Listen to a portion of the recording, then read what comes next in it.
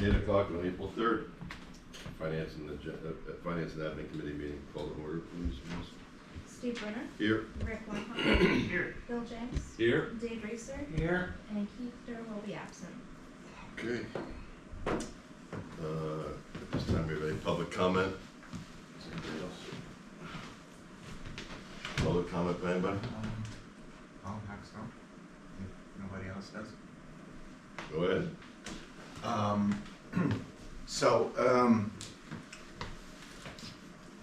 Only a few words. It seems, I'm talking about item 10 on the agenda, that it's, to me, it's amazing how we seem to be very responsive in restricting public comment and championing so many restrictions that makes us the laughingstock of everybody who simply does not do that. Back in August, Jana championed the rule of not being able to record video and go to the bathroom at the same time. I'm 61, you know, at my age, sometimes you need to go to the bathroom. Now we're restricting even more. But we seem to be very productive and very fast at doing this when other matters, like just adding I-1 in the ordinance and getting that truck off the road, which everybody hates, seems to be an issue that has to take 6 months. The next is like I said at the last meeting, it is an admin issue. It seems, again, targeted by actions by administration. This is what it appears to be. That we council members receive an answer to a right to know request that very same day, while just a few years ago you were making me file a right to know request just to get the agenda for the meeting, and that took 5 days, and I would receive the agenda after the meeting. So now, when we're trying to get the only immigrant off the ballot, all of a sudden we find the resources to get that done. Not only that, but it appears that upon knowing, Jana, that other people had also not filed, you kept that to yourself. So it is clear that the target was only me. Why? I don't know, because I'm asking for accountability. I'm recording. I think the improvements that have been in the borough have, to a large extent, due to this camera being here. Yes, sir. Yes, sir. Because I was here when the camera was not here, and I know how you behave. And you also behaved with the camera here. So, yeah, no, there was none of this before the camera was here. And you can laugh all you want. Again, I don't understand why this is. I mean, I understand, it's obvious. We do not want immigrants on our borough council. It has been done before. It has been done in refuse and recycling. And there are many other circumstances when this has become obvious.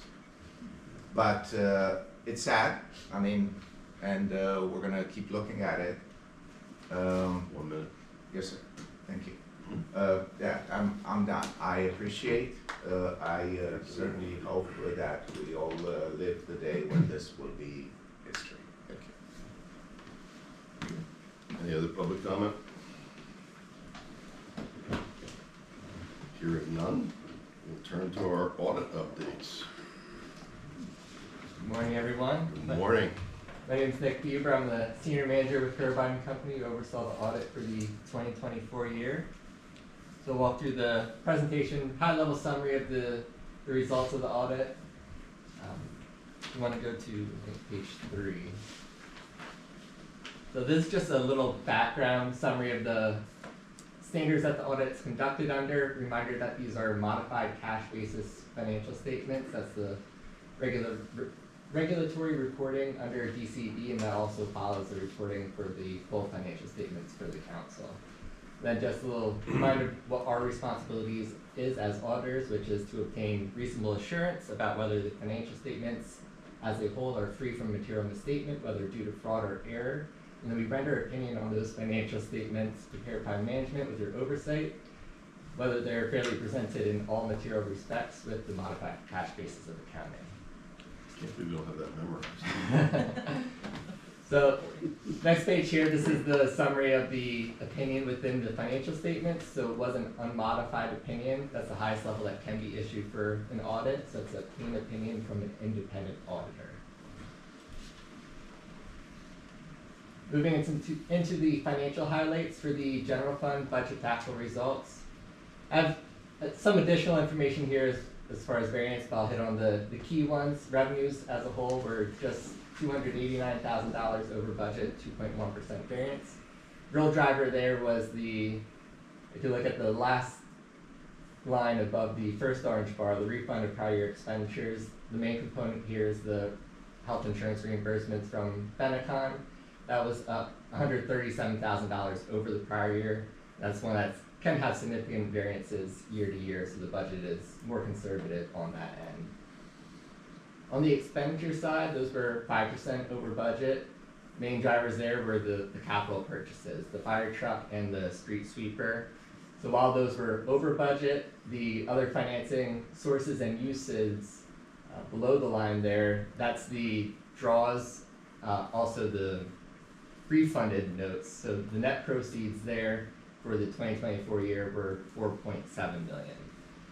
So bottom line there, the Borough had budgeted for a use of fund balance in the general fund of $982,000. The actual results was a use of $656,000. And then with that, the ending fund balance in the general fund is the $4.3 million, and that includes $540,000 of the unspent note proceeds. The other funds presented in the financial statement are the state highway aid funds as well as road tax now. So not a lot of significant activity in those, but the change in fund balance for state highway aid was a use of $35,000, leaving an ending fund balance of $135,000. And the road tax, first year instituting that, so that change in fund balance of $3,927 is the ending fund balance for 2024.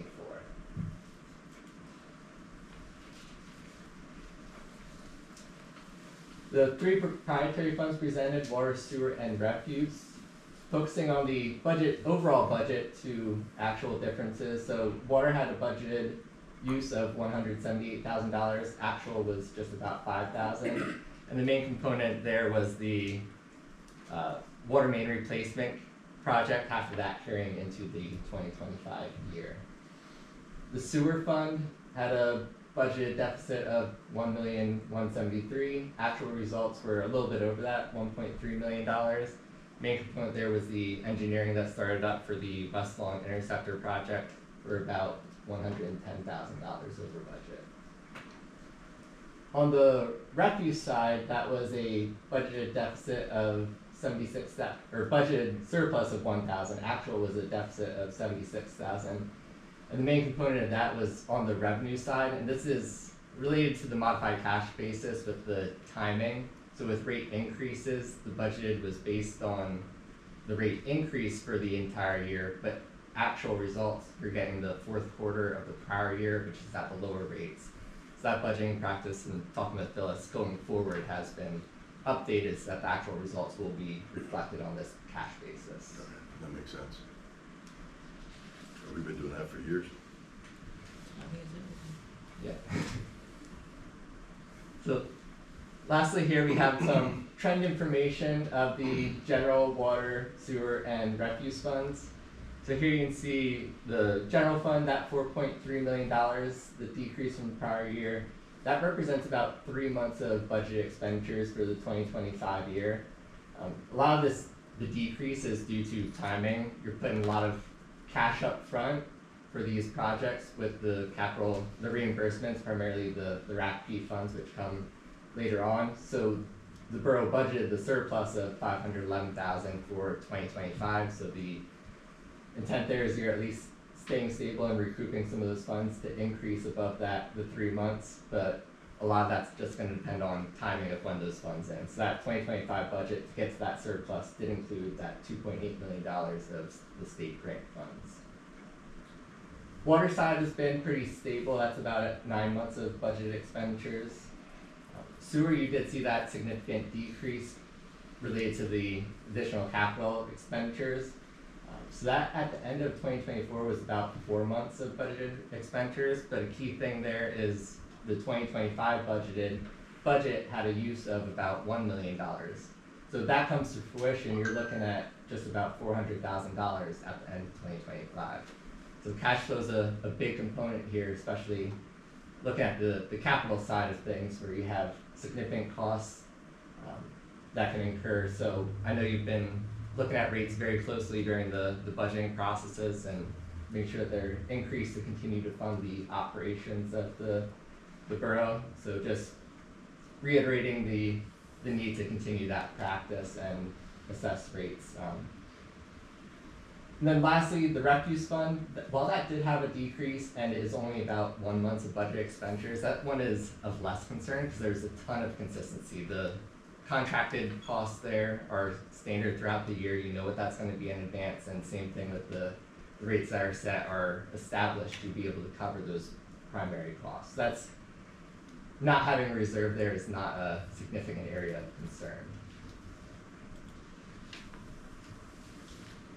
And lastly, some final communications. The management letter is something that would be provided, and we talked about this last year, if there was any information that we need to bring to your attention as far as any standards that would impact or deficiencies in internal controls, recommendations, things that we saw during the course of the audit that caused areas of concern. There was nothing during the 2024 year audit that was identified during the process, so there's nothing to report within such a letter.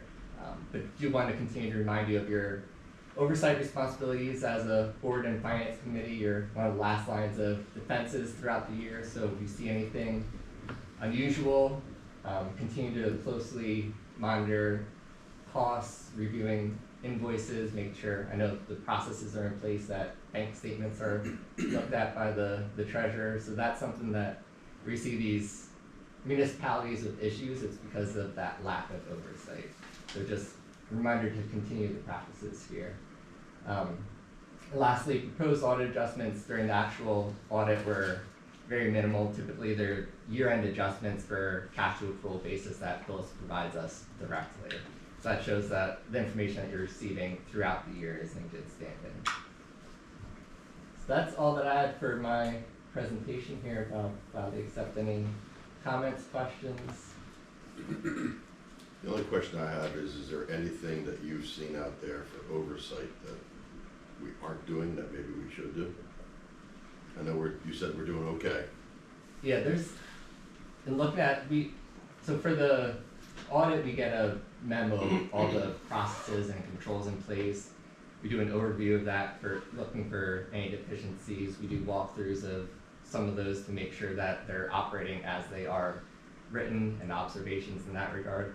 There's nothing that I've seen that indicated deficiencies or areas of weakness that really stood out for improvements or anything that any other councils are doing that you're not. Okay.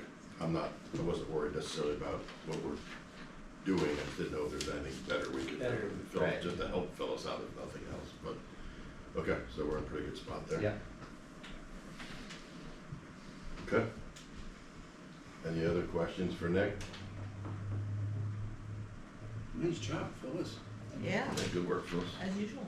So the last piece of the audit is following up on the next presentation will be, there's one piece needed for the full financial statement, the GASB 68 report. So once we have that, we'll be able to provide the full draft statement for your acceptance. Okay. So there'll be a motion needed related Yep. to the audit, but because the audit full statement is pending, perhaps the appropriate motion is to table acceptance of the reports. All I'll right. make a motion Or to do you- table. Or to accept the reports pending the. Yeah, I'd rather accept it, Pending I'd fine. rather accept the reports So, pending the GASB Fine. 60. The pension. Pension, Pension, thanks. but no. Pension, yes. Would you I'll, mind? I'll amend to, accept pending the GASB report. Okay, and pension reports. Okay, we have a motion to accept the Herbine pending the pension audit. We have a second. We have a second.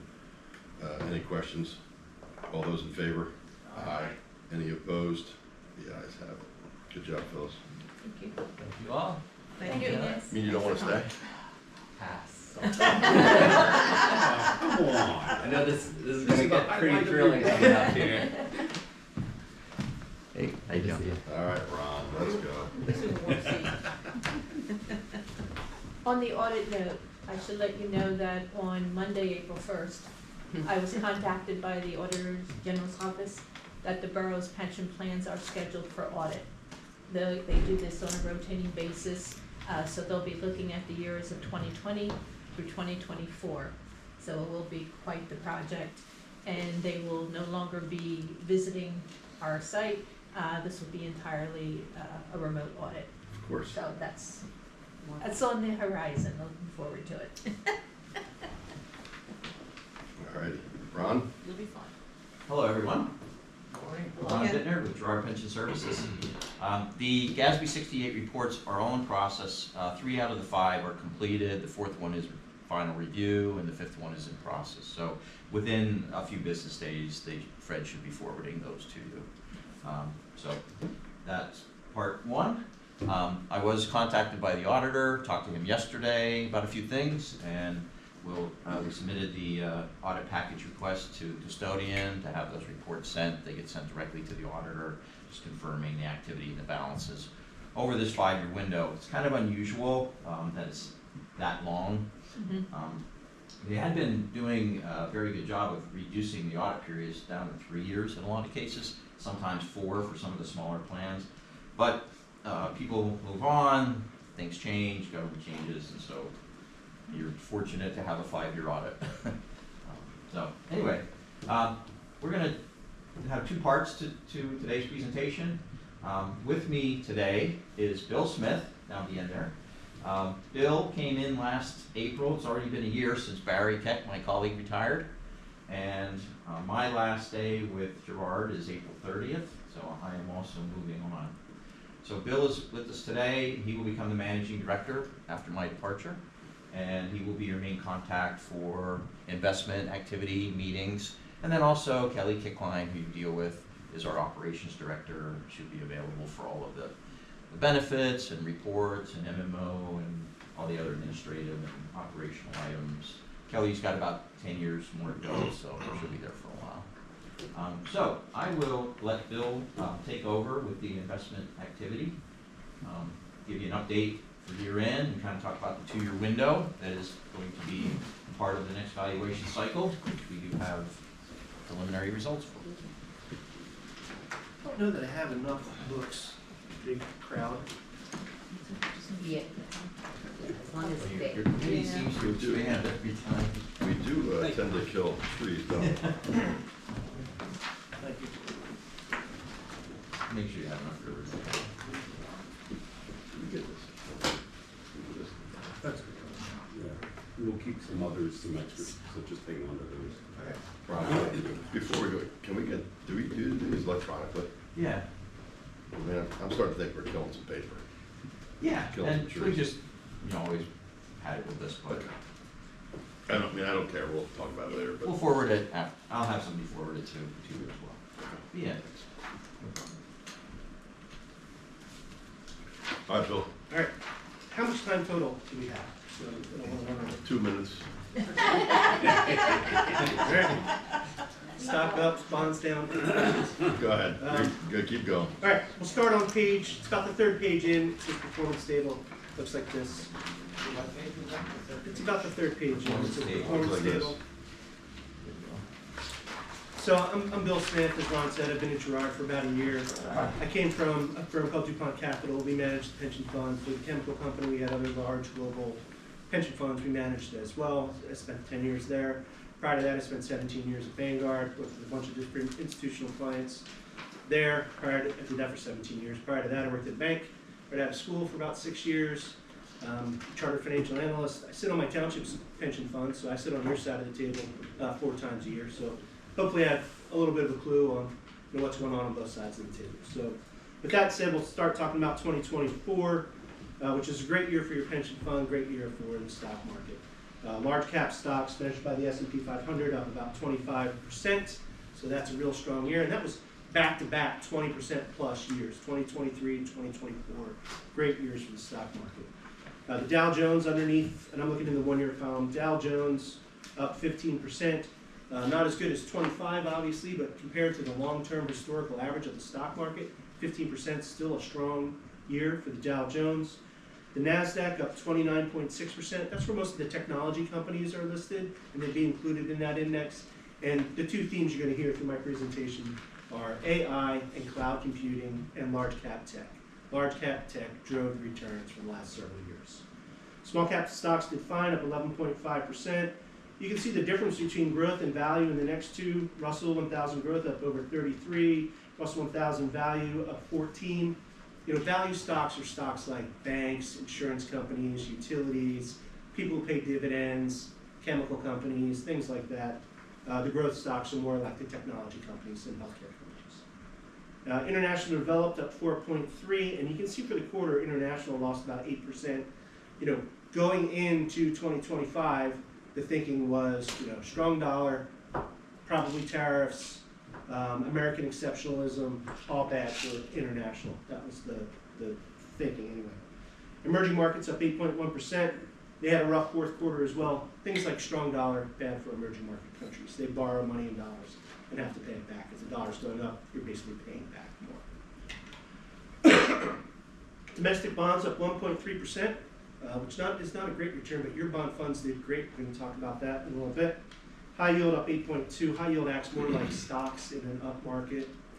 And municipal bonds, not important in the context of the pension discussion, but might be important to you, down about 3%. And international bonds down 1.7%.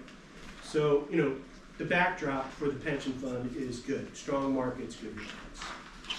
And on the next page, we'll talk a little bit about the economy. On the left-hand side, we talk about real GDP, unemployment rate, CPI. These are forecasts, but when you think about what happened, real GDP, the final estimate for the fourth quarter was 2.4%, so decent growth. Unemployment rate was pretty stable at 4.1%, and CPI was even less than the 3.4% forecast on the left, 2.8, 3%, depending on what you look at. But price is still going up, and we'll talk more about that, but that rate of change slowing down. And on the right, you can see U.S. construction spending in the manufacturing sector, which is a big theme that we're going to talk more about today, going up actually, at the end of the year and projected to go up further. So talk a little bit more about that as we go through it. Now, the Fed plays a big role in what goes on in the markets as well. The Fed is cutting interest rates in 2024. Fed funds rate is currently about 4.25%. The expectation is the Fed will cut rates more, probably 2 cuts this year, priced into the market already. So we'll see what happens. Only time will tell with the Fed. But at the last Fed meeting, they were on pause, and they're kind of waiting to see what happened in the markets. Inflation on the next page, that was the real problem in the last several years. As we've all faced this on a daily basis. On the left-hand side, you can see headline and core CPI at the end of the year, 2.9 and 3.2%. So the rate of change is coming down, but prices are still going up, right? And eggs were the example everyone used during the quarter, right? The price of eggs is ridiculously high, $9 for a dozen eggs, something like that, right? I saw a stat in the paper today. There are more people raising chickens in their backyard now than like ever, right? People are trying to get around egg prices by buying chickens. I don't know if you've ever had chickens. They're not the most easy animals to deal with. It's overrated. On the right-hand side, we'll look at the different sectors of inflation and see where prices were coming down and where prices are still going up. So the orange line's 2023, the blue line's 2024. So things like fuel oil, gasoline, used cars, right? Those prices have been coming down for the last 2 years. Think back to the pandemic, right? People who lived in cities were moving to suburban and rural areas. They did not own cars, right? They went to used car lots and bought cars and jacked up the price for everybody, right? That stopped. New cars, think about back to the pandemic. You couldn't get a new car, right? You were ordering a new car. You would go to a car dealer and they didn't have the car you wanted, right? Supply chain issues, couldn't get the chip you needed for your car, right? Those things have been fixed. Where are prices still going up? Things like transportation, right? Airlines. Airline prices have finally stopped going up, but airline prices have been going up. Shelter, that's housing, right? If a good house in your neighborhood goes up for sale, it probably gets multiple bids, right? People paying cash for houses, people waiving inspections and things like that, driving housing prices up. When you drive housing prices up, you also drive up rents, right? They're related. Food away from home, expensive, right? I remember going to like 5-cent wing night. Anybody remember that? Now a dozen wings costs like 16 bucks. Yep. Right? How did that happen? Right? So food away from home, expensive, things like that. So we still have some areas where prices are going up. We still have some areas where prices are going down. On the next page, I talked a little bit about technology and how it was the kind of big theme. On the left-hand side, if you look at those orange boxes, there were 7 companies, nicknamed the Magnificent Seven, that really drove stock returns in 2024. NVIDIA, Apple, Amazon, Meta, Alphabet, Microsoft, Tesla. Those 7 stocks accounted for half of the return of the S&P 500.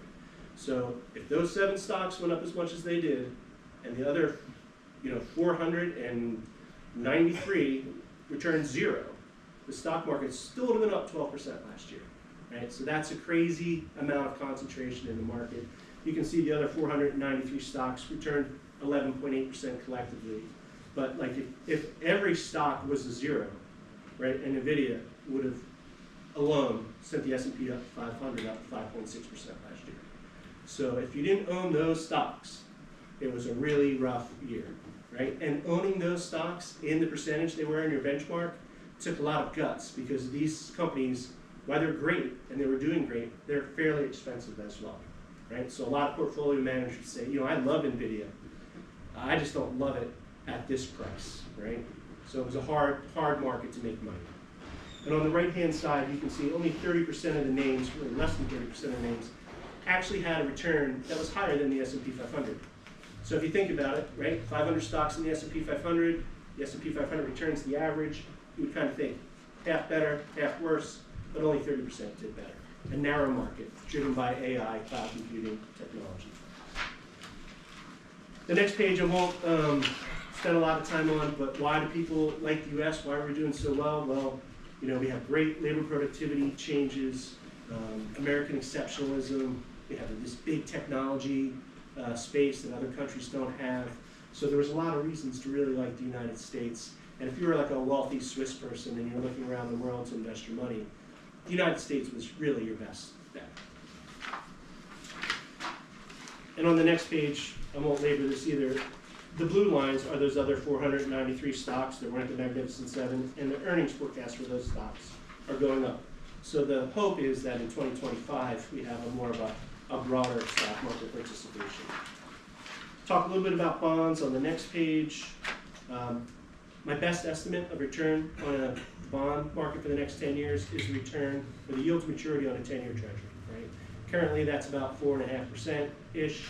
So getting 4 or 5% out of bonds might not sound great, but a couple years ago, we were getting no return out of bonds. So in the context of managing your pension funds, right, if we're going to have 40% of our assets in bonds, earning 4 to 5% is good for the pension fund. Skip the next one, it's technical, and it really just says as bond prices go up, they become attractive versus stocks. And then you should see a page that says the valuation landscape. I talked about a lot of the good things that are going on, right? When we were ending 2024, the one issue was things were priced to perfection. U.S. stocks were priced at 23 times earnings in general. Those technology stocks much higher than that. Long-term historical averages for price to earnings ratio for stocks is more like 15 times earnings. So everything was priced for everything to go kind of perfectly. And what this chart shows, 0 is a 25-year average on a valuation metric. And we'll go left to right. So if the blue line is below 0, it's cheap. If the blue line dot is above the line, it is expensive. So treasuries look cheap, right? Foreign stocks look cheap. U.S. small cap stocks look a little expensive. U.S. core bonds look a little expensive. High yield bonds look more expensive. U.S. value stocks, even though they got dominated by large cap growth stocks, still look expensive. Growth stocks more expensive. U.S. large cap stocks expensive. But if I drew another box and called it U.S. growth large cap stocks, it'd be even more expensive. So, going into 2025, the expectations were everything's great. We have these high valuations, but it's okay. And then we looked at the rest of the world and said, most of it's a dumpster fire. There's lots of problems in all these different places. And we had really low expectations for them. And what's happened here in the first quarter, right, is we got a little reversal in expectations. When markets are priced for perfection like they were, little bumps in the road lead to big volatility. Conversely, when things are priced for low expectations and you get a little bit of economic stimulus from the government, right, you get a rate cut in your country, right, the European Union cuts rates, things like that, those little positive surprises led international companies do really well. So in the first quarter of 2025, we kind of saw a reversal of what we saw in 2024, where large cap tech sold off and international stocks did really well. And rates came down, so bonds did pretty well in the first quarter as well.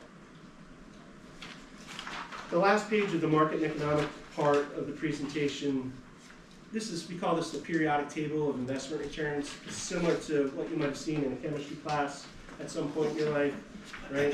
But the columns are years, the rows are asset classes ranked from best to worst.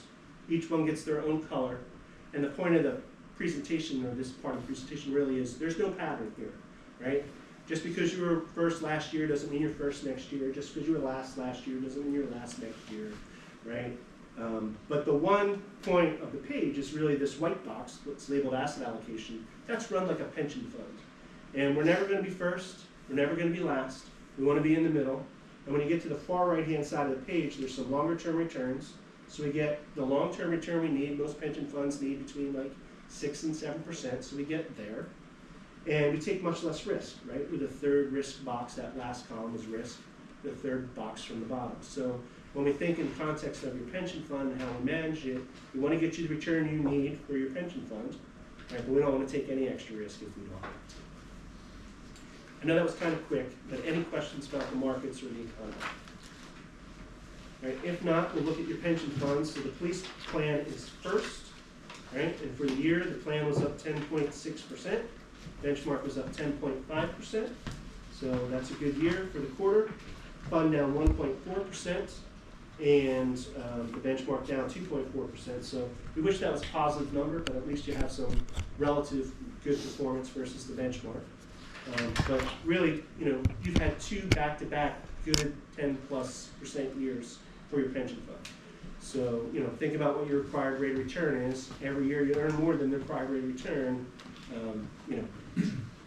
That's positive for the pension fund. So 2 good positive years back-to-back.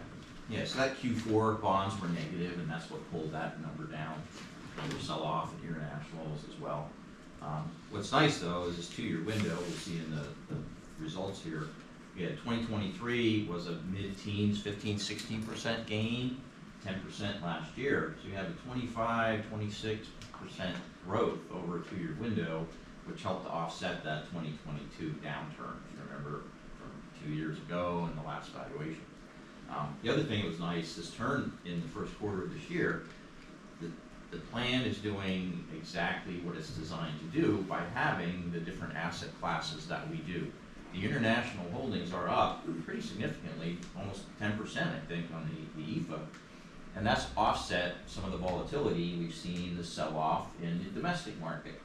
So for Q1, as much activity as there was, and geopolitical events and volatility, the plan was, I think, minus 0.4%.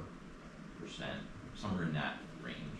Of course, we'll do the final, quarterly reports, but despite the solid, because we started getting calls, day after day, it's down 500, down, 800, down 200, but there are also some big up days, so it was bouncing around like a roller coaster, and at the end of the quarter, it was almost flat.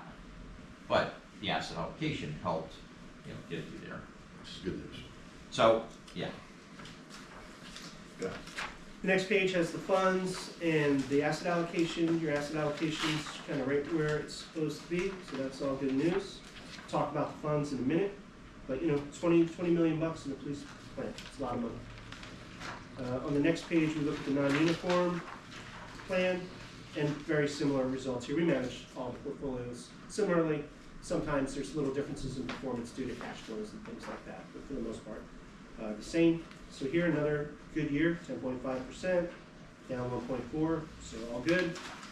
Next page, similar to what we saw with the police plan. Switch to the next page, and you'll see the firefighter plan, up 10%, down 1.6, 2.4, so, a little bit of cash flow differences here that account for the difference, but nothing substantial here. And the funds and the asset allocation on the next page. So that's good. And then, behind there, you'll see a report that says FI 360 fiduciary score summary. And if you turn into that, you'll see a page that looks like a dashboard or a traffic light, whatever you want to call it. And there's two colored boxes for each fund. The first box is a short-term score. The second box is a 3-year score. Green is good, yellow is caution, red is, an issue. The lower the number in the box, the better, okay? So just to go through this real quick, your large blend funds, we have a JP Morgan fund and a Vanguard fund. Green in all time periods, low numbers, that's what we want. Then we go down to large growth. It's not as clear there, right? Green for the AB large cap growth fund. Light green's not as good as dark green, but still okay. The Edgewood fund, red on the short run, yellow on the 3-year. The Edgewood fund was up almost 20% last year, but it fishes in that pond with those Mag 7 stocks we talked about earlier. They didn't own some of those names, and they didn't own some of those names in a big enough percentage as their benchmark. So they kind of trailed their benchmark, but they took a more conservative stance. When we talked to them about it, it's, well, hey, we like these names, but I can't pay, this for these companies. It's just not worth it.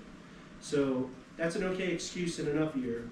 So 2025 so far down, we'll have to look at their performance, and it should be better, right? And if it's not, then we have to have another kind of conversation with the manager. But for now, we're good with the Edgewood fund.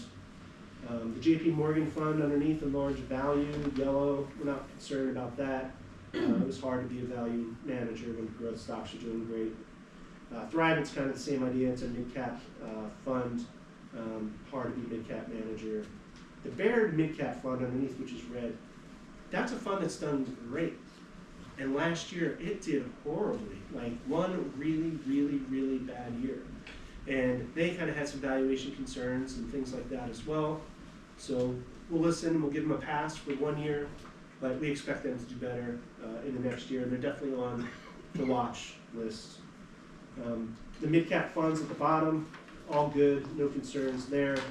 When you turn to the next page, small cap fund at the top did fine, small value fund did fine, emerging markets did fine, large blend, foreign large blend, these stocks did great, and as Ron pointed out, these are really kind of helped your portfolio in the first quarter when U.S. stocks sold off. These international stocks really did well in funds, so that's good news. Real estate at the bottom, is a helper. It didn't outperform the stock market last year, but we had good performance there. And then on the next page, you'll see the bond funds. And honestly, the bond funds couldn't have done better, right? The scores are about as good as you could possibly get. I inherited these. I didn't pick them. I'm not patting myself on the back. But your bond funds did great, right? And we saw earlier in the presentation, bonds were up like 1.3% last year. Bond funds in your portfolio were up almost 4% last year. So that kind of outperformance really helps, right? And it's going to help here in the first quarter as well. Interest rates coming down, bond prices going up, so all good news there. And then on the next page, there's just a graph. Where you want to be is that bottom left-hand corner. The bigger the circle, the bigger the investment. These little circles out here on the right where you don't want to be, they're the funds we highlighted earlier. So the good news is, from your perspective as people responsible for the pension funds, right? 2 good years back to back, which helps your MMOs going forward, things like that. Funds did well with a couple exceptions. We have an eye on 1 or 2, but for the most part, the funds did real well. Asset allocation right where you want to be. So kind of check, I think, unless you have concerns, questions, open for feedback. I mean, you're gonna let Ron take all the credit for Wasn't me. So, Bill. Yep. And this is probably the first time I noticed this, is the general theme across all municipalities, you have about 4% of our assets basically in cash. Yeah. Is that a normal number? Yeah, it's a little higher than one thing. We sold the Brown small cap fund at the end of the year, so you have a little bit of extra higher cash than normal. That got reinvested in the first quarter.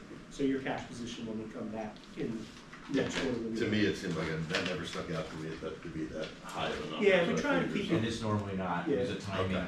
Yes. Sold the fund, and that, if you remember back, that Brown Capital was on the watch list, the interviewed managers, picked a replacement, so there's extra cash. Okay. And we replenish that each quarter, and then by the end of the quarter, after 3 monthly benefit payments, there's hardly anything there. Okay. So it's not, I was just curious. yeah, it's No, higher. your point's good. In theory, we want to keep you fully invested. Right. And cash is usually a drag, so yes. Okay. Yep. Thank you. Yeah. Appreciate it.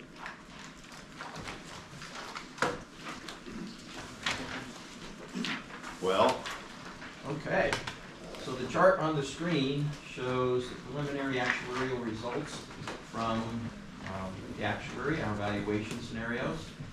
Phyllis puts a nice chart together. You see 2019, 2021, 23, and now 2025. And they did a couple different scenarios just for discussion purposes. We know that according to your resolution, you're on a path of lowering your interest assumption over each valuation cycle. You've been doing that consistently. So right now, interest rate assumption is at 7%. And what we've seen, this last 2-year window was really strong, but forward-looking returns are not as expected to be as high. So continuing to reduce that interest rate makes sense in the environment that we're in. So we showed 7% and 4%, current assumed rates. That mortality table, remember back valuation ago, we updated those, and those tables now are updated every cycle with the most current information on life expectancy. So we don't have to have discussions about this, different tables and what years and so on. So we put a couple of the scenarios, reduced the interest rate by 0.25%, kept the salary scale at 4. And the next column is reducing the salary as well as the interest rate by 0.25 point. And then we also showed you the results for lowering the interest by 0.5%, just in case you had the interest in it or wanted to move more quickly. That's the target that was set by the resolution Yep. from 2019. yep. To get to that by what point? There wasn't an There end was date. no- It wasn't There a was no target end date, Got it just said to reduce it. It said There you go. the reduction over time. A reduction Okay. 0.25 point every 2-year cycle. What a commitment. So with this Actually was, believe it or not. 2-year market, there's a marked 7.5%, which really impressive. increase in the funding ratios, all across all 3 plans. And it kind of was a reversal from 2019 or 2021 to 2023, where the funding ratios dropped about 10% across the board. Now, they've gone up 10% or a little more in some cases. Each plan improved, about the same amount as each other. So funding ratios back up all into the mid 80% range with no changes. If we take the next step and lower the interest rate, it knocks off 2 percentage points roughly on that funding ratio for each plan. The other tie-in here, and I only, again, showed a salary scale reduction for discussion purposes. The actuary took a look at the actual growth in salaries. And I've mentioned this at previous meetings, that we kind of thought 4% should be a floor on salaries, because historically, it's not just contract increases, it's overtime and employee changes, et cetera. Salary is tending to grow at least at 4% rate. Well, Laura did a note when she sent the results and said, you know, the police and fire salary growth rates are quite a bit higher than that, as you know. The non-uniform plan was pretty much right in line. It was a little maybe over between 4 and 5%, so kind of makes sense, you know, at that rate. So rather than reducing the salary assumption, the data shows that we should probably actually increase the salary assumption. Now, you don't have to, but that's part of the discussion. So if you were to move to the 6 3/4, according to your policy, continuing on your path, it probably also makes sense to move at least the police and fire plans to 4 1/4 or 4.5% on the salary scale. So, what would that look like, dollars and cents? And all I did was interpolated what was the savings that you get by lowering a 1/4 point. What if you increased it by a 1/4 point? You get the same relative impact. So on the police plan, it's about a $6,000 increase, minimal considering your overall environment, right? So instead of saving X dollars, you save X dollars less 6,000. The non-uniform plan, while the salary scale was pretty accurate, that would be about a $4,500 effect if you went up a 1/4 point. And I only mention that in case you want to keep all 3 plans consistent. And on the firefighters, it's about $2,500. So in total, $13,000 for each 1/4 point, increasing that interest assumption. Increasing the salary scale assumption. Salary. I'm sorry, increasing the salary scale assumption, So we'd be taking it from 4 to 4 1/4. right? Or if we jumped it to 4.5, double that. Yeah. And so 13,000 would be 26,000 if you went 0.5% salary increase. So not terribly. Where would that put our distress level at? Where would that put us, where would that put us? So if we go, according to this chart, if we went to 6, the blue numbers, we dropped it all the way to 6.5, which I don't think we're gonna do this year, but if we went all the way to 6.5, we kept it at 4. It's about 2%. So if we went to 6.75 and 4.25, we'd be staring around, instead of 84.4, we'd be at 82.4-ish. Right. So same as first one.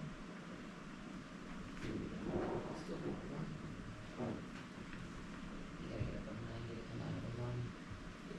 What's that? You gotta go above 90 to come out of the one. We're not coming out of it. Yeah. Oh, I don't, No, yeah, I don't. there's no way. I'm not. And how does this, not that I really, no, I do. How are we comparing to, we know in 2023 it went to 75.94, because that was that year where we had a December that went to hell. The 4th quarter, yeah, it was down double digits in 1/4. Right, and That it was took a right. picture of time, and then the Yeah. 1st quarter of 24, it went through the roof, Right, and we're still paying for that. right. So our MMO should probably be headed downward. Yeah, do you have your other chart with the, yeah, MMO amounts? I do. It's gonna take me a minute to navigate. Don't worry Yeah. about it. I mean, well, I guess we should look at it. So you're comfortable where we are today, is what you're telling me? Yes. So with no changes, just comparing 7.4, 7.4 between the 2 periods, the MMOs combined are down $278,000. 278. 278, without any assumption changes.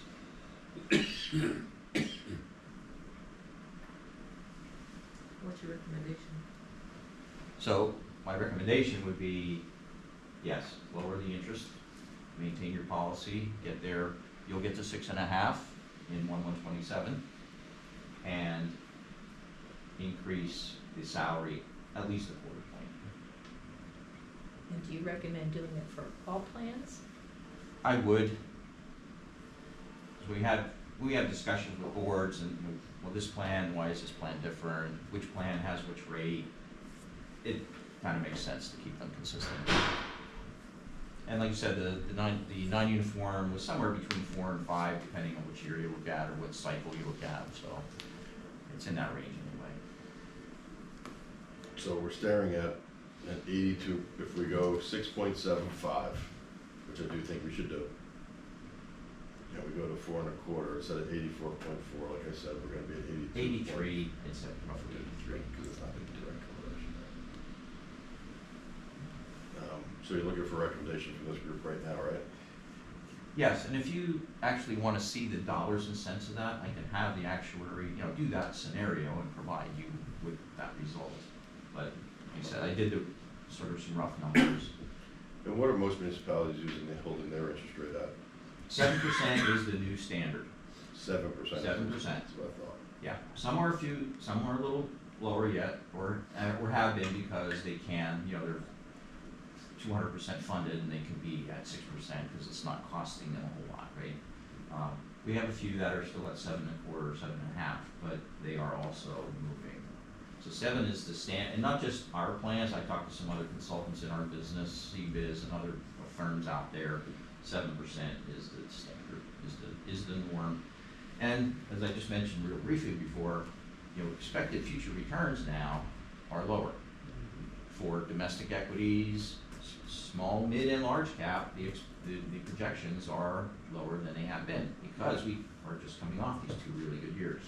So we look at a blended expected rate, it's somewhere between 6 and 6.5% now, where it was like 6.5 to 7 4 years ago. So again, makes sense. It's supporting a continued reduction to get to that 6.5 target. Okay. So yeah, my recommendation. Anybody have any questions for this? Is there any reason to revisit the resolution brought up before that says we need to get it to 6.5 by reducing it a 1/4 point every 2 years? Does it say that? No, That does not. it Doesn't says tell us. I think that's what it overtime. says, it just says over time, it's not specific. I think when you reach that, then you wanna maybe establish With a a target. reduction of 1/4% over each 2-year valuation cycle, so Yeah. let's give us a time frame to get there. So if you're saying that the benchmark is 7% as opposed to 6.5, are the assumptions we used at the time we passed that resolution something that needs to be revisited? Yeah, it's a fair question, because what we're doing is we're doing more than what this is telling us to do. If we go to 6.75, which is what this is telling us to do, and the state and the 4% salary scale, we're increasing that number. So we're doing more, quote unquote, damage to our score than we would be. So I don't think we have to revisit this at all at this point. Okay. Once you reach 6.5, then you may wanna put a new target in place. Yeah. Or not. Well, does anybody have, let's start with the interest rate assumption. Does anybody have a problem going to 6.75? No. I'm 7 to 6. Right. Yeah, I think that's where we need to go. And is everybody okay with just going to 4.25 across the board? I mean, I kind of can see that we could, I see your argument if you change it for 1 and not the other 2 and not the other 3 or whatever, 2 and not the other 1. So I'm actually comfortable at 4.25 for everybody across the board. And I think we're being very conservative. Yes. So when people go out and say our pension has dropped from, I guess you go back to 2019 and say it was better, but down from 21, part of the reason is look at what the interest rate assumption was back in 19 versus where we're at today. Now, they did have a higher salary scale back then too. So that kind of offset that number. All right, I'll make the recommendation that we set the interest rate for the next 2-year evaluation at 6.75 and a salary scale of 4.25%, using the same mortality tables. Okay, we have a motion and a second. Any other questions? All those in favor? Aye. Any opposed? The ayes have it. I think we're showing really good stewardship of the pension funds by doing this. Kind of like the fact we're ahead of the curve. Well, Steve, also, if you look, you know, compared to other municipalities, which we do at times, we have one of the most solid pension funds of any municipality in this county. Yeah, that's good and bad. It's good for us, bad Well, for everybody yes. else. True.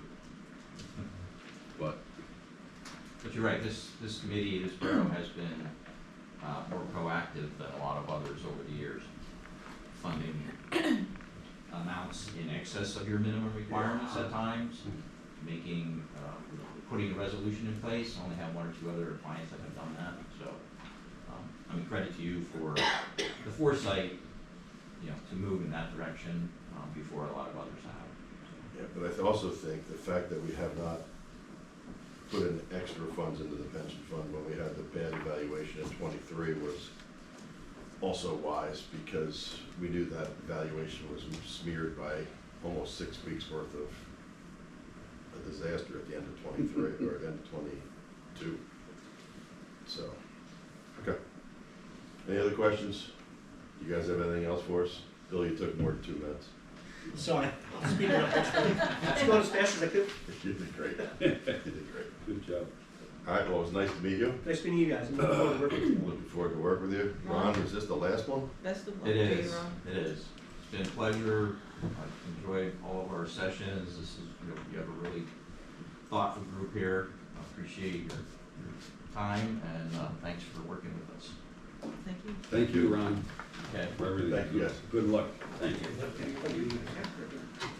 Come visit me in Florida in fall. I'll be there for you. Whereabouts? Daytona. Good for you. For you. My son will visit you there. Got a lot of friends and people I know in Florida, so Good for you. it's a second home. Thank you. Good for you. Ron, can I give you a hug? Oh, sure. Thanks a lot. Good luck to you. It's been Ron, great thank you working very with much. Thanks a lot. Thanks a lot. Take care, Ron. Best of Bye-bye. luck to you. Yep, take care. Oh. Thank you. Appreciate it. Looking forward to Pleasure working with meeting you. Yeah, you too. See you Nice guys. to meet you, Bill. Thank you. What the hell happened down there? Oh, it's off my feet. Sorry, that's off my feet. I thought it was Kenny Gill, I thought it was Kenny Gill eating crackers. Flowers. It's from the tree outside. Yeah. Frolicking with I flowers. thought maybe it was eating crackers. Apparently All right, Phyllis, you're up. 9 o'clock. What version of this do you want? See that it's 9. The accelerated version. The accelerated version. Okay, I did give you some highlights by email. Yep, you did. Okay, we're looking at the cash total at the end of March of $7,559,000. Interest rates have dropped just a fraction of a point. At this time, we're waiting for 3 grant reimbursements. Still waiting for $60,000 from the Stonehouse and 2/4 of bike share reimbursement.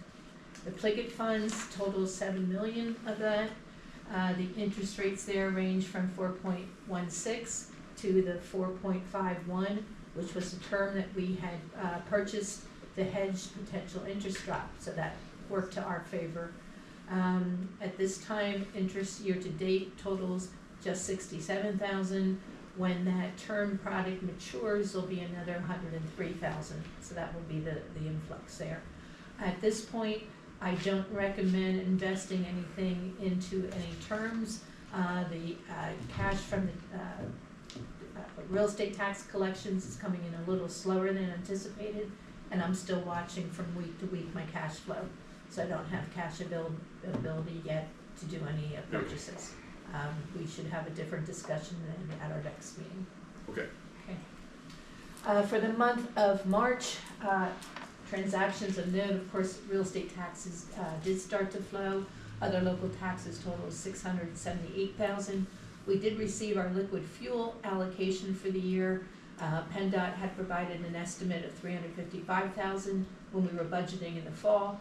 It came in $6,500 more, which was very opportune because that's exactly how much we spent over our budget for road salt. Okay. We did receive a $25,000 contribution towards the cost of the fourth and only pump stations. That brings our reserve for those future costs to $40,000. Do you have any further explanation as to what we can expect there and from who? Did you receive a response to Kelsey from your email on Saturday? Okay.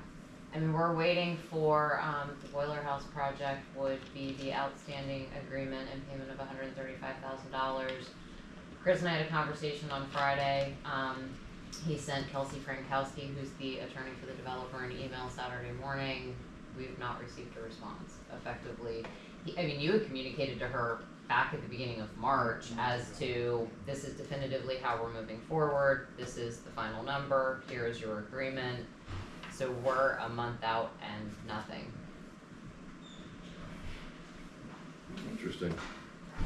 And for the month of March, revenues totaled 2.9 million, bringing our year-to-date total to 5.7 million. On the expenditure side, the first quarter MMO was paid for 198,000. There was one payment app to the general contractor for garage construction. Payment was made on the 2024 sidewalks and the Cambridge Culvert project. 3 police vehicles arrived, 2 of which were budgeted for 25. The third was replacement of the one that was totaled in 24 and was partially offset with insurance proceeds. The bucket truck that was ordered in 23 also arrived. Expenditures totaled $2.2 million, year-to-date 6,000,001. On a net basis for the month of March, revenues did exceed expenditures by $720,000, which reduced our year-to-date deficit to $474,000. When that's added to the beginning of the year fund balance of 9.4, our overall fund balance at the end of March is $8,900,000, 1.9 of which is reserved, leaving an unreserved fund balance of $7 million. Open grant reimbursements of $67,000 plus open permit fees of $5,000. Our unreserved fund balance with that pending activity would be $7,103,000. Already included in fund balance is 1.4 of receivables. The utility billing went out right at the end of March, which is what's contributing to that high balance there. Variances for the month of March, I updated the variance on the garage. We had budgeted $112,000 for 25 expenditures. There have been some change orders there, so that our variance for the current year is currently estimated at $80,000. I've updated the real estate tax variance due to an exoneration that was granted, and I've updated the continuing variance for the firefighter wages, where we're staffing at a minimum of 4 rather than 3, which was what had been budgeted. Other variances for the month of March, you can see I listed the police vehicle there. Also find the insurance proceeds, and we previously had approved the additional wages that will be the result of changing job classifications for a number of the public works staff, and we took off of the budget the purchase of the valve turner for one of the trucks. That will be moved to next year. Reserves during March, the changes were the addition of $10,000 to the MS4 reserve, the payment of the payment to Bolton for garage construction. We reduced what was reserved from the note proceeds, and I've added the $25,000 to the previous receipt of 15, so that reserve is now $40,000. So at the end of March, reserves total $1,948,000. The tax collector reports collections of $984,000 during the month of March. $392,000 of that will be reflected in our May receipts that I had not yet received the checks. Also received during March, we received the first year payment of the LERTA for Wyomissing Square for $3,900, so that the gross real estate taxes received during the month of March totaled $595,000. When discounts are removed, and we add in what the county collected in delinquent taxes. Net real estate taxes for the month are $616,000, with year-to-date total of $652,000. Local taxes totaled $678,000. The transfer tax for the month was just $29,000, which is why I was reluctant to report that the large influx from the knitting mills was a positive variance available to be spent, because if the market continues in this trend, we will need that entire balance to reach our budget. A lot of estates in divorces, it's $1. Okay. Earned income tax for the month of March totaled $452,000. Yesterday I received the April distribution for $155,000, bringing our year-to-date total to $942,000, $50,000 variance over the prior year. Pretty much on target, not much more to report there. Mercantile tax for the month of March totaled $68,000, bringing our year-to-date total to $210,000. We won't know if we'll be on target for budget until we really receive that May, which will follow the tax deadline of April 15th. For local services tax in March, we received $110,000.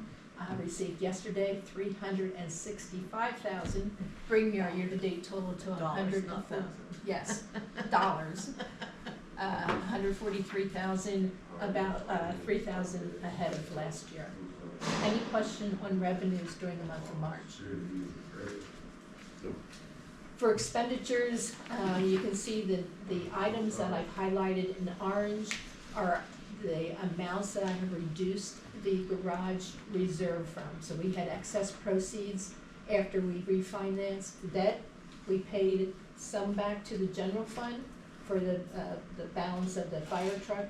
The funds that were left over have been reduced by these expenditures and will be continued to be reduced as we pay off the retainage on the current year garage. Then the balance left will be available for future facility improvements. On the garage, you can see the payment was made to Bolton for $48,000. What's remaining on the general contractor is a $15,000 retainer and $16,000 left on the contract. All other primaries have the retainage left, with small amounts left on the construction. On the Stonehouse, what we're waiting for now is just release of the retainage. Once grass restoration is complete, we are still waiting for the $60,000 grant reimbursement to close out that project. On the sidewalks, 2 payments were made during March, one for $16,000, one for $30,000, leaving the retainage of $4,000 when grass restoration is complete. On the pedestrian bridge, application number 8 was approved by the infrastructure committee and is, when I say pedestrian bridge, that project is combined with the Cambridge culvert. So it's actually the culvert portion of that project. Infrastructure approved a payment of $68,000, and which is pending council's approval next week. Capital projects with the police cars, the bucket trucks, and the capital expenditures for the month totaled $451,000, bringing our year-to-date total to $478,000. And my last sheet, we already looked at with the pension discussion. Any question on March expenditures? Is that short enough? That was good. Well done. That was good. Much better than Bill. Go back to the agenda. Okay, so we're up to Burke's EIT. So you may recall at last month's meeting, a few weeks before the meeting, I had received a letter that was also sent to the school district notifying us that Berks EIT was going to be enhancing their business privilege license collection efforts. That raised a lot of questions on our end and the school district's end. Mark Boyer and I met with Becky Iannelli at the beginning of March. Kind of twofold. What are you specifically talking about in terms of enhanced collections? And it again is going after contractors that are doing work in the borough or in the school district, so for them, also West Reading, for more than 15 days. So not just our refuse hauler, but you have a commercial business in the borough or any property that doesn't qualify for our refuse and recycling contract, they have their own hauler coming in at least once a week. So Becky was going through a list from the county that she had received of all of the haulers, where their primary points of business are. One of the main things she's going to be looking at is their receipts. Are they reporting elsewhere? They can accept those out, but then she would be looking at Wyomissing specific and the contracts that they have here. Another thing we talked about is residential construction contractor. You know, a lot of construction projects take longer than 15 days. So there may be some changes to our permit applications in the future, just to ask a general question of, you have an expectation of how long this project is going to take, more or less than 15 days.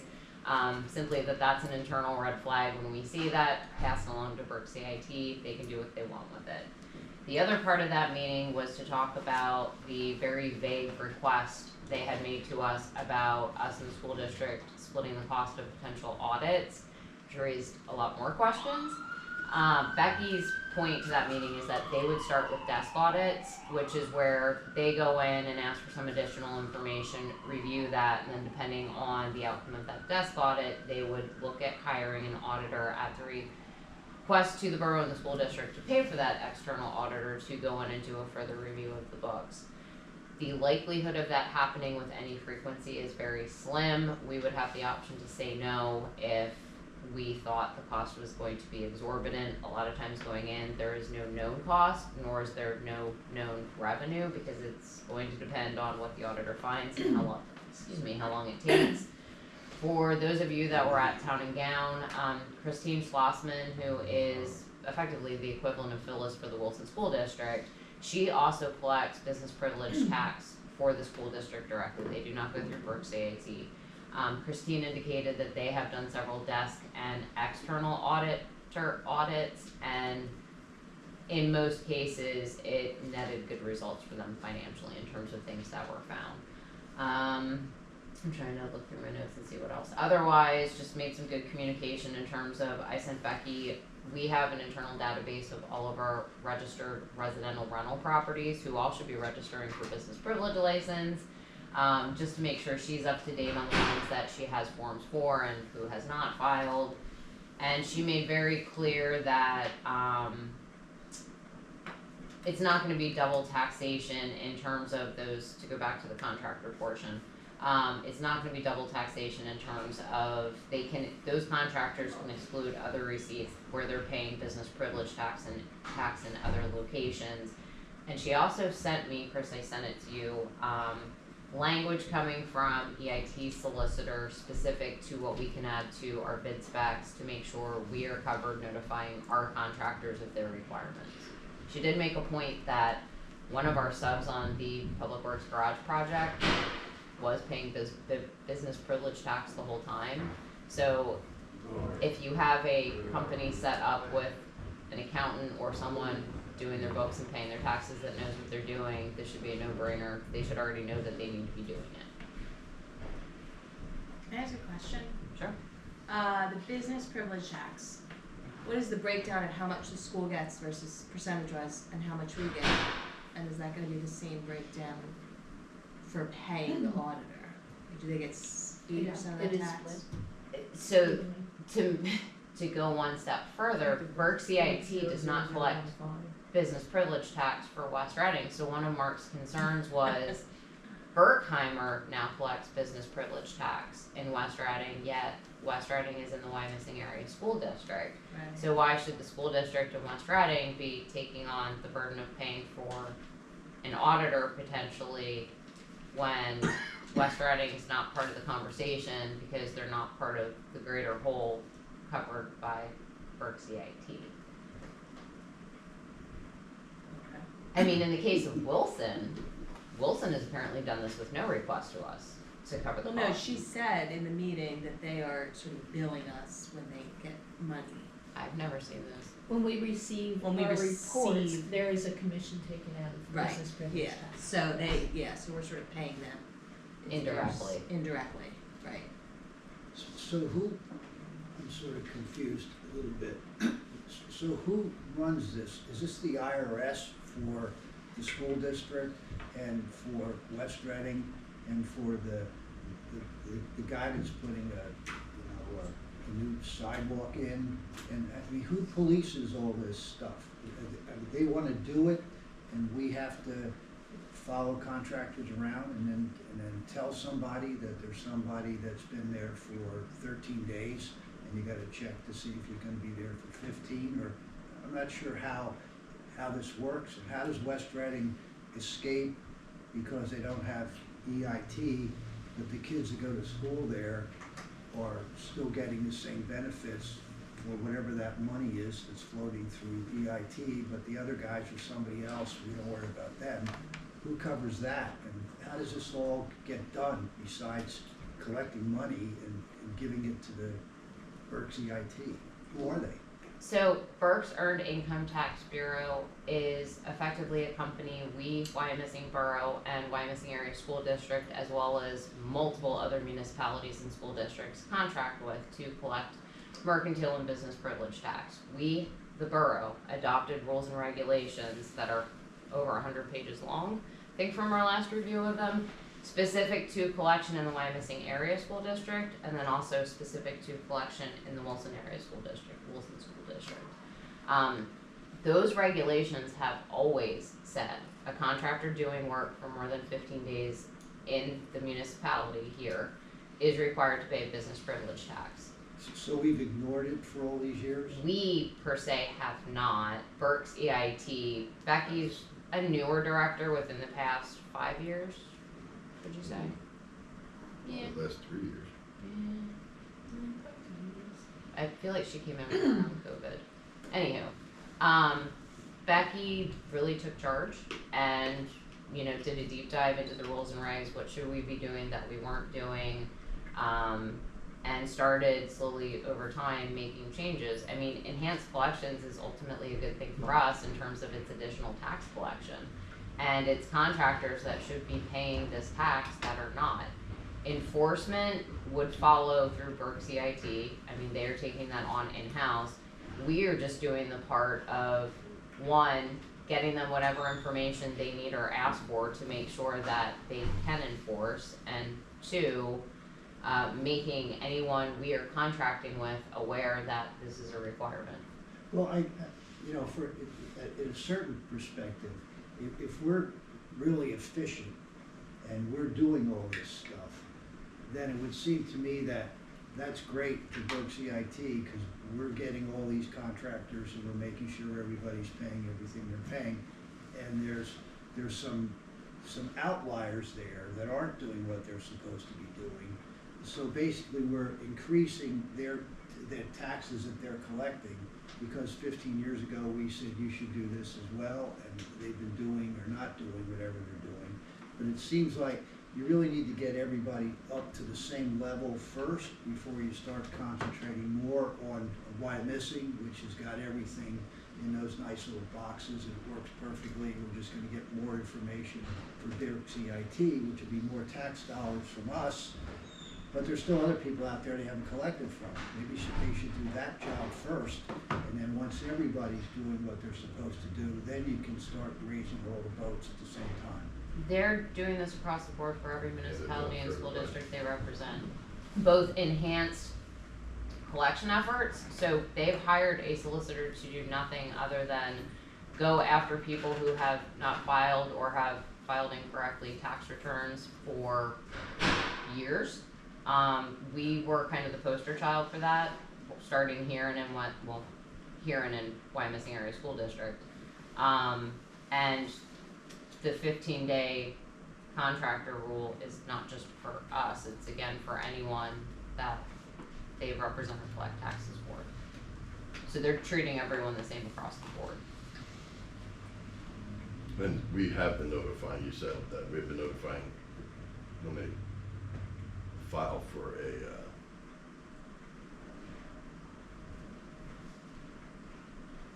I can't spit the word out. Yeah, permit, that they are responsible for this. It's in there now.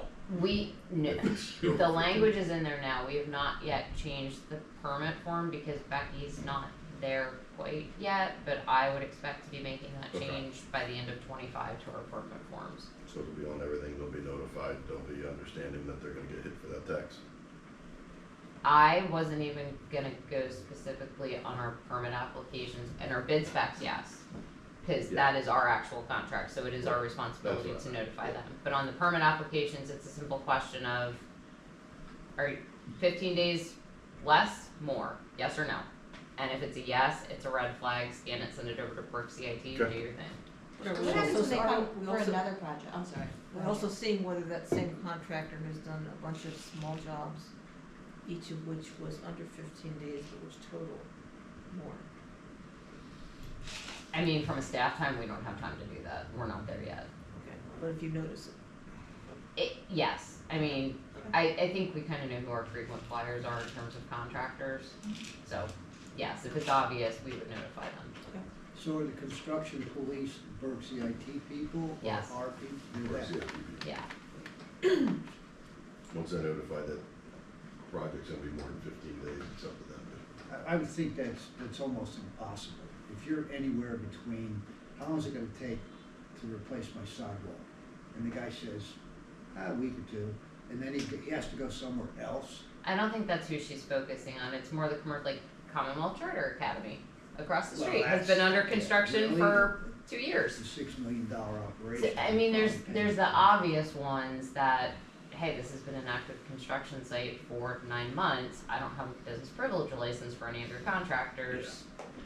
Well, It's They've been paying the low hanging taxes, just fruit. not in our municipality, they've been paying them to the municipality that their business's land is based in, and it should be done here, and that's what we're trying to. Yeah, should I'm be an just looking at allocation. the little guy Yeah. that's doing the job and he signs a contract and he comes back and forth because he got 3 jobs going on and you're trying to count to 15. Well, if he's not working, I don't know what the definition of a day is, Yeah. but That's what I mean. if he's working, your house for 2 days and then doesn't come back for another 2 weeks, and then comes back for 2 days, that's 4 days, it's not. Right. Yeah, no, I know, but who's the person that said, he's still there?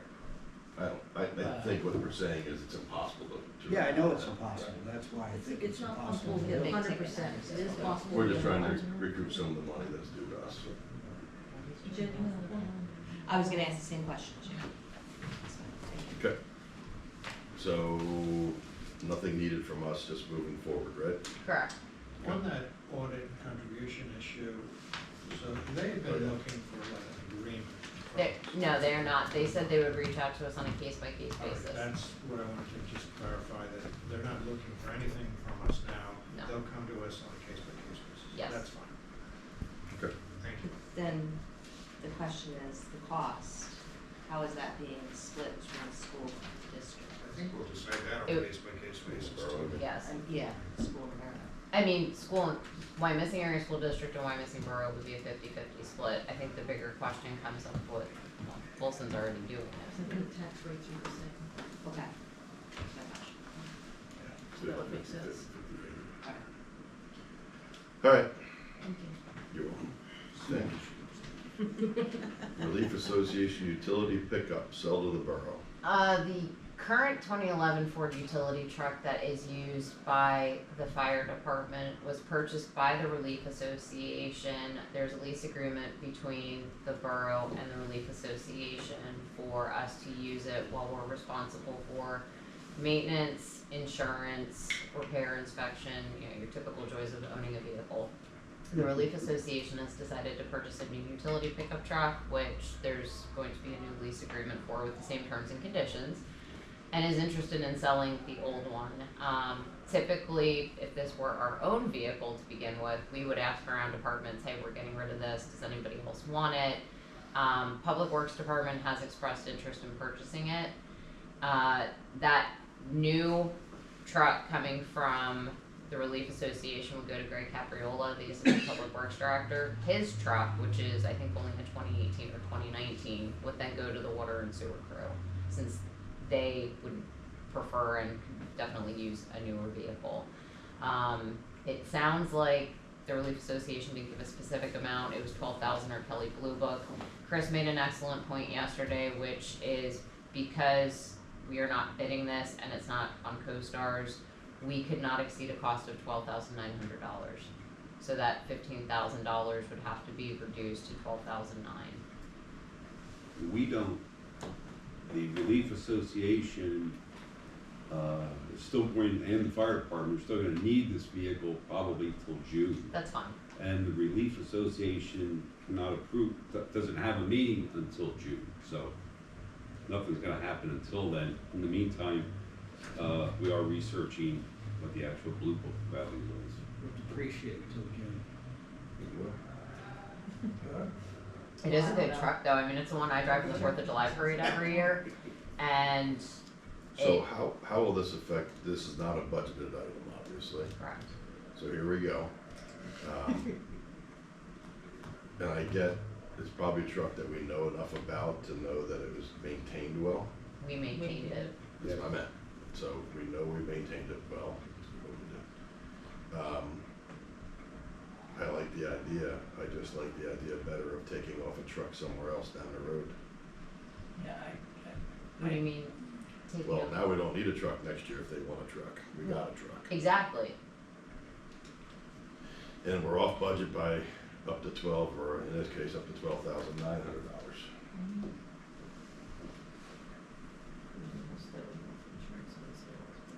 And what's the need for the truck? Is it just because it's a good truck and it's a good deal, or is it because we actually need it? What's the need for the water and sewer for Greg's current truck? They're going to need a new truck in 26 to cycle up, so this would negate the need to do that.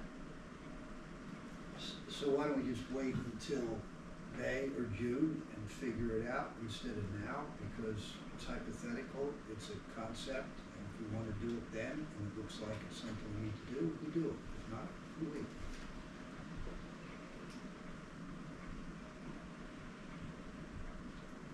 why can't we just say it's worth people's time to look at the Blue Book value, or Yeah. it's a waste of time and don't do it? I mean, I think these people should have more than kick the can down the road.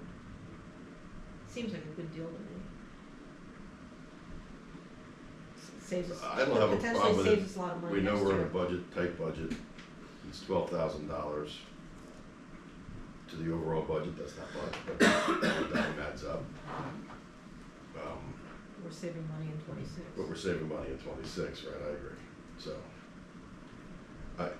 why don't we table it pending the review of the Kelly Blue Book value? We don't need to do anything now anyway. Correct. So I'll make a recommendation, we table till we get the exact value, and it cannot exceed $12,900. But it's gonna be a Blue Book value that's a moving target. You're gonna get one in this month, next It won't month. change significantly from one No, month. it But then the Kelly Blue Book doesn't open up, doesn't do that often. Sure it is. No. So we have a motion and a second to table it until we get the Kelly Blue Book value and get a little closer to the date. All those in favor? Aye. Any opposed? Okay, the ayes have it. Steve, I will abstain due to my involvement with, the fire department and council. We're not saying we're not gonna do it, we're just saying we don't have to do it now. No, I agree. Got it? Public comment policy? Yes, I'm the one who asked this to be brought on the agenda, and, I want to go backtrack a little bit to Mr. Jadick's public comment, that we were restricting public comment. Actually, we're doing the exact opposite. As you know, we have 20-minute maximum to try to listen to everyone's comments publicly. So we can get through meetings, especially the council meetings. We can't have an individual, let me say, we want everyone to be able to be heard, okay? So we cannot have one individual objecting for a 5-minute dissertation, and then another 5 minutes of public comment on another issue, okay? So that's 10 minutes, one person is taking up on a maximum of a 20-minute time frame. We just need to manage our time better, and that is the purpose. that I suggested that this be brought up. And I did investigate this further with the Pennsylvania Association of Boroughs, and this pretty much seems to be a common practice that they recommend.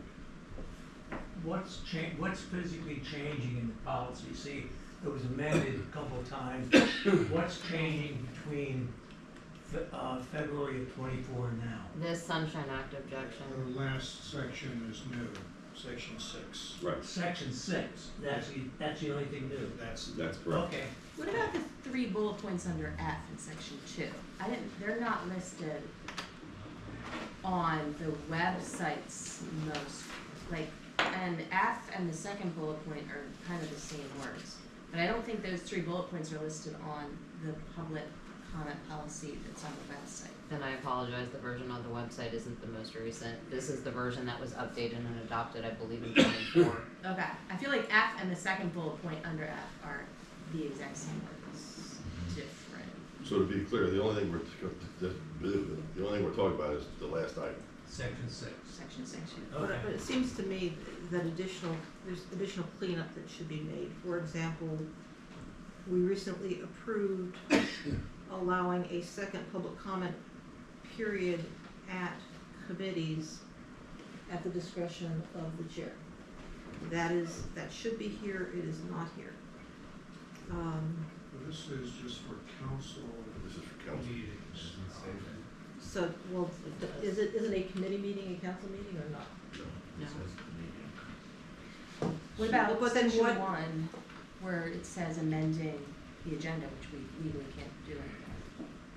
Section 1B, it says if the agenda is amended during the meeting for reasons permitted by law. We can amend it for reasons permitted by law. Okay.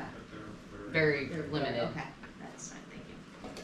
So as long as we're asking questions of each other on these council meetings and public comment, it seems awfully sort of disingenuous for us to offer to the residents of Wyomissing to come to the meetings for comment about something that we're about to talk about and go through in our 116 pages of what we do at council meetings.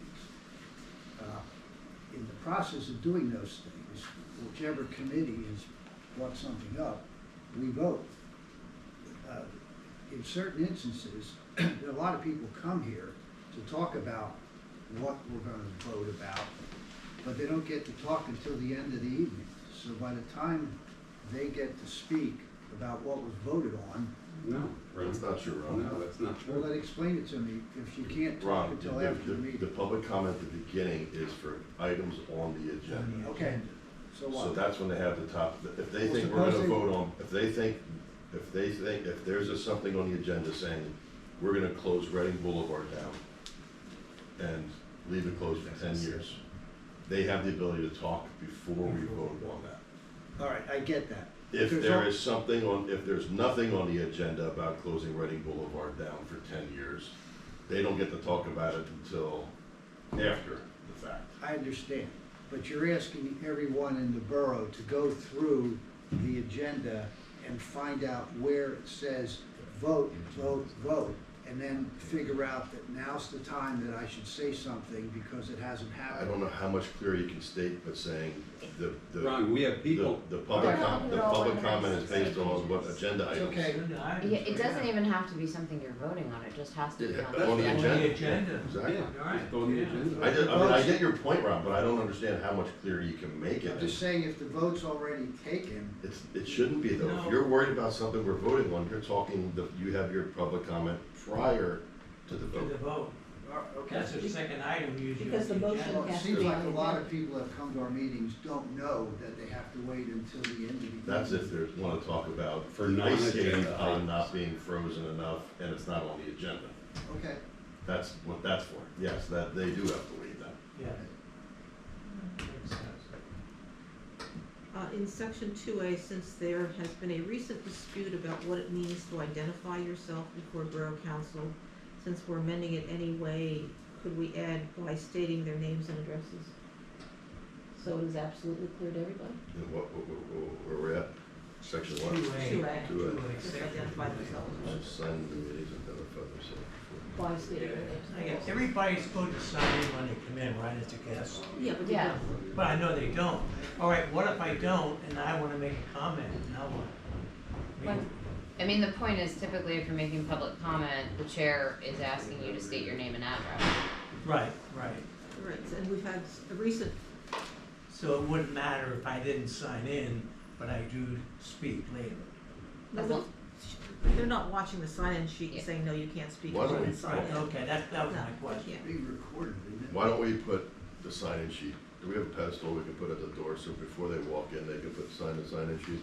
Well, it is there, right, now, isn't it? Well, it's there now, it wasn't there last week, Yeah. there's 4 chairs. Oh. I came in today and I thought, what the hell's going on? Well, this is permanent here now, isn't it? So the setup changed because once we start recording. Okay, so that's fine, I Yes. can move that there, that's fine. But I would hope we start enforcing 3 and 4. 3 and 4. Four.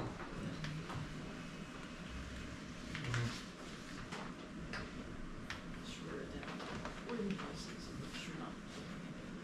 According Alright, so we're dealing with section 6 at this point. And Chris, do you have anything to talk about in section 6? No, I think it speaks for itself. Okay, so the pursuant to the Sunshine Act, an objection to a perceived violation of Sunshine Act can be raised at any time in the meeting. The objector shall have no more than 3 minutes to express his objection. Well, Is that, when you say at any time, That's verbatim from Okay. statute. okay, Is this state? so they can repeatedly make the same objection throughout the meeting? And even if it has nothing to do with a particular topic, they can raise it at any time, is that what you're saying? I'm just saying that's what the statute says. Oh, How we okay, what does it mean? administer that statute, I would recommend that we yeah, only. you get 3 minutes allow- per topic, Yeah. we per only allow violation, per perceived one violation. objection or one alleged violation per meeting. That makes a lot more sense than what's written. Yeah, but I think it's, my recommendation is to just state what's in the statute and we'll administer it when it comes up. Statute, state statute. If an individual wants to argue with us, then we can ask them to sit down as they're disrupting the meeting, or we ask them to leave After 3 minutes. after 3 minutes. Okay, Yes. so all we're voting on in this thing at this point is for council meetings, correct? Is this just for council meetings or is this across the board? Why This is wouldn't, why council. wouldn't this still apply to all of our meetings? You know, it's titled council meeting, it says council meeting in a couple of places. I don't know, did we ever adopt a separate That- committee meeting policy? All right, well then, it probably should be clarified. If the intention is to rely upon one policy for both council meetings and committee meetings, that should be clarified in this document. Yes. I didn't know that we had this, language in here that did not expressly say committee meetings. So, we could clarify that this applies. Now, to remind me though, council. does this say that you have to have public comment before and after in every committee, or is it up to the? It doesn't mention committees at all, but I think it needs to have a paragraph with a new C, meaning as adopted on whatever date it was. Can you go back, Phil, whoever's Ca- speaking on? On whatever, council approved the use of a second public comment period during Where are committee you? meetings at the discretion of the committee chair. I think that's what should be a new C. So And then C this becomes D. specifically, yes, and then this becomes D. Right. That's what I would do. Are we okay with that? Good with that, John? Okay, so I vote we're gonna table this, we can work on it, and vote on it, if we want to, Well, do you need to table? I mean, Chris is gonna or amend it, make slight changes. amend it as per, Recirculate it, and if you recommend it to council as per our discussion today, I'll clean it up and we can circulate and make sure that everybody's satisfied. I'll make that motion. We have a motion, do we have a second? And we'll get that before council to review it. Okay. Okay. Any other questions? All those in favor? Aye. Any opposed? Yeah, second. I have are we finished with the agenda? Yes. I do have a question. Council meeting, we were supposed to have it at the garage in March. Not council, infrastructure. Infrastructure, not council. Oh, I'm sorry. Did we have it, did you have infrastructure We there? do not. We were looking at April, but I gotta check the schedule with Greg. So it's just infrastructure. It's just infrastructure, Yeah. it wasn't the council. And why wasn't it in March? They have a training room, we would have had the meeting in, and there was a training scheduled for that day that could not be rescheduled. They didn't like the No, color, it's they tore it infrastructure. down. Have you seen it over there yet? Wrong Been over there? Started. No, I'm gonna go over. Looks great. You see the house? Meeting adjourned.